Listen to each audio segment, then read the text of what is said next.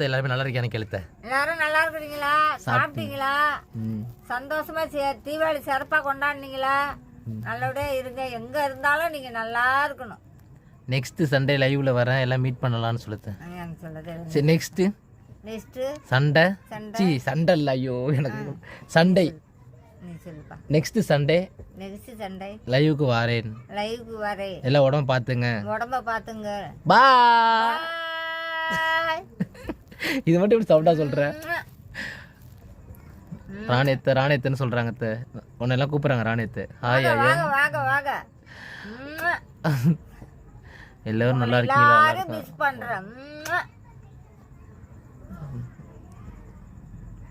ஓவியா சொல்லுங்க.